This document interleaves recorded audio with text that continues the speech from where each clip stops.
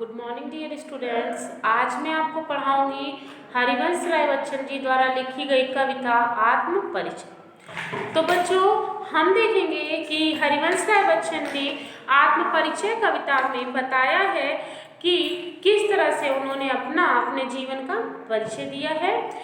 तो उनकी कविता की पंक्तियां कुछ इस प्रकार से हैं, देखिएगा।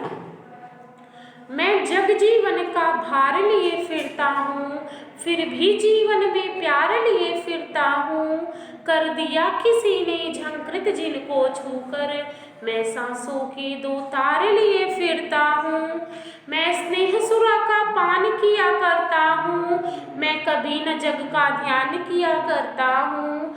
जग पूछ रहा उनको जो जग की हैं गाते, मैं अपने मन का गान किया करता हूँ। तो बच्चों, इन पंक्तियों में हरिवंश राय बच्चन कहना चाहते हैं कि वो अपना परिचय एक मुग्ध, एक पागल प्रेमी के रूप में देते हैं, जो सभी बातों में सिर्फ और सिर्फ प्रेम की ही खोज करते हैं। अर्थात जीवन में उनका एकमात्र लक्ष्य है प्रेम को प्राप्त करना और दूसरों को प्रेम देना। तो बच्चों, उनकी कविता आप देखेंगे कि इन पंक्तियों में कवि क्या कहते हैं, मैं जग जीवन का भार लिए फिरता हूँ।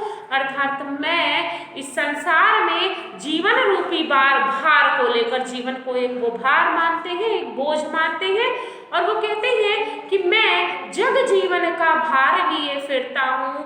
मैं इस संसार में जीवन रूपी बोझ को लेकर घूम रहा हूँ। फिर भी बच्चन जी कहते हैं कि वह इस संसार में जीवन को एक बोझ के समान मानते हैं, परंतु जितना भी यह जीवन है उसमें सभी को वो प्रेम बांटना चाहते हैं, प्यार बांटना चाहते हैं। वह कहते हैं कि वह अपने जीवन के सभी पलों को दूसरों को प्यार देने के लिए खर्च करना चाहते हैं, क्योंकि उनके मन में सभी के लिए प्यार है, सभी के लिए प्रेम है, जिससे उसके जीवन में दूसरों के प्रति प्रेम भर गया है। बच्चन जी के जीवन की जो सभी इच्छाएं हैं, सभी अभिलाषाएं हैं, वो उनमें पूरी हो चुकी हैं, इसलिए उन्हें जीवन से अब कोई मोह नहीं रह गया है, उनका जीवन के प्रति कोई मोह नहीं रह गया है। वो कहते हैं कि मैं सिर्फ और सिर्फ दूसरों को प्यार देने के लिए ही जीवन जी रहा हूँ। अपनी सांसों के दो तारों को वो कहते हैं कि कर दिया किसी ने झंकृत जिनको छूकर, मैं सांसों के दो तार लिए फिरता हूँ।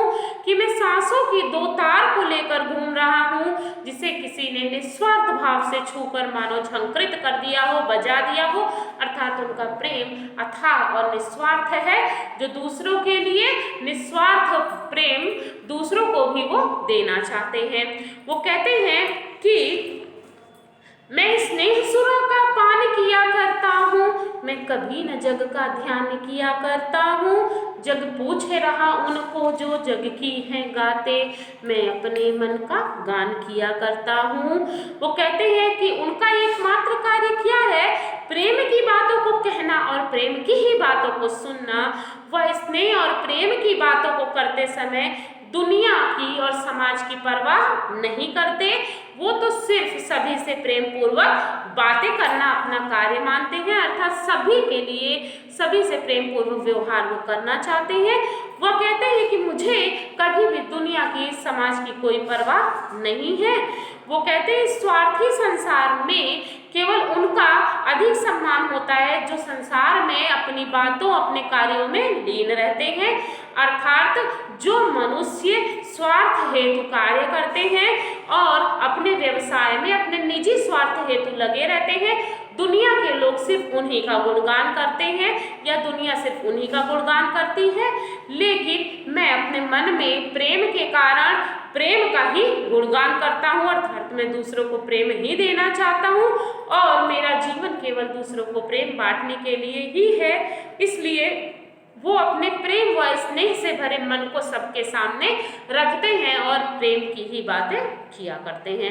अर्थात वो कहते हैं मैं स्नेह सुरा का प्यान किया करता हूँ, प्रेम रूपी मदिरा को पीता हूँ और मैं दूसरों को प्रेम ही देना चाहता हूँ। मैं कभी न जग का ध्यान किया करता हूँ, अर्थात कभी भी मैं इस दुनिया का ध्यान नहीं करता, इस दुनिया के बारे में नहीं सोचता। कर दिया किसी ने झंकृत जिनको छूकर, कि मैं उन वीणा के उतारों को लेकर घूम रहा हो, जिसे किसी ने निस्वार्थ भाव से छूकर झंकृत कर दिया हो, अर्थात मैं दूसरों को प्रेम देने के लिए ही जी रहा हूँ और उनके प्रेम को उनको दे रहा हूँ, उनके जीवन को प्रेम देना चाहता हूँ, मेरा यह प्रेम निस्वार्थ है। अगली पंक्तियां हैं, मैं निज उर के उद्गार लिए फिरता हूँ, मैं निज उर के उपहार लिए फिरता हूँ, है यह अपूर्ण संसार न मुझको भाता, मैं स्वप्नों का संसार लिए फिरता हूँ, मैं जला हृदय में अग्नि दहा करता हूँ, सुख दुख दोनों में मग्न रहा करता हूँ, जग भवसागर तरने को नाव बनाए, मैं भव मौजों में मस्त बहा करता हूँ, मैं निज उर के उद्गार लिए फिरता हूँ। यहाँ कवि कहते हैं कि सुख हो या दुख हो, जीवन के हर पहलू को हर मोड़ पर मैं खुशी खुशी उसे स्वीकार करता हूँ और मस्ती में जीवन व्यतीत करता हूँ, आनंद पूर्वक जीवन जीता हूँ। कवि कहते हैं कि मैं निज उर के उद्गार लिए फिरता हूँ, मैं अपने हृदय की, अपने जीवन के उन खोज को उत्तेजित करने वाले भावों को मन में लेकर घूम रहा हूँ और मैं निज उर के उपहार लिए फिरता हूँ।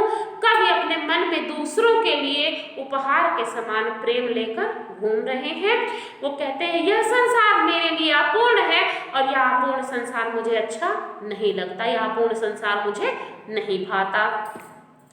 मैं स्वप्नों का संसार लिए फिरता हूँ, अर्थात मेरी दुनिया, मेरे मन में जो सपने हैं, मेरी जो काल्पनिक दुनिया है, जो प्रेम से भरी हुई है, हर तरफ प्रेम पूर्वक वातावरण है, मैं इस दुनिया में उसी वातावरण को, उसी संसार को लेकर घूम रहा हूँ, अर्थात मेरे लिए मेरी वो काल्पनिक दुनिया, मेरी सपनों की दुनिया, वही मेरे लिए सब कुछ है। मैं सबके लिए उसी रूप में सबको खुश देखना चाहता हूँ। और वो कहते हैं मैं जला हृदय में अग्नि दहा करता हूँ, कि अर्थात वे अपने हृदय में कल्पना व वास्तविकता का जो उन्होंने संसार बनाया हुआ है उसी से उनको आनंद मिलता है। कवि कहते हैं कि वो अपने हृदय में स्वयं अपने प्रेम रूपी अग्नि को जला कर रखते हैं और अपने इस प्रेम में अपने आप को मग्न करके दूसरों को भी प्रेम में लिप्त कर देना चाहते हैं। कि मैं जला हृदय में अग्नि दहा करता हूँ, मैं अपने हृदय में प्रेम रूपी अग्नि को जलाकर उस अग्नि में खुद भी लिप्त रहता हूँ और दूसरों को भी लिप्त रखना चाहता हूँ। यह जीवन, वो कहते हैं सुख दुख दोनों में मग्न रहा करता हूँ, कि मैं अपने जीवन में सुख और दुख दोनों परिस्थितियों में, दोनों स्थितियों में मग्न रहता हूँ, प्रसन्न रहता हूँ, आनंदित रहता हूँ, अर्थात जीवन के कार्यों में, संघर्षों के लिए वो प्रेम व खुशी से उसका सामना करते हैं।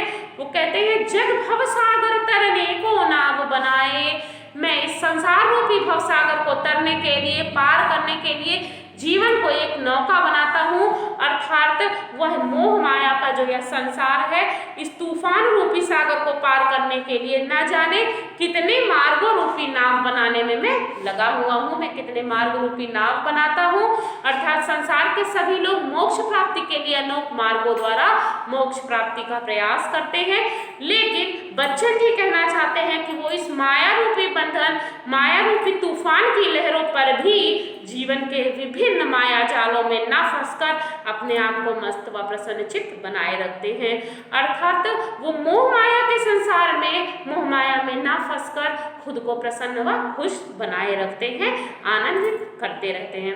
तो इस प्रकार से बच्चों 4 अनुच्छेदों की व्याख्या हो गई है। आगे के 4 अनुच्छेद हम अगले वीडियो में पढ़ेंगे। मिलते हैं अगले वीडियो में। Thank you.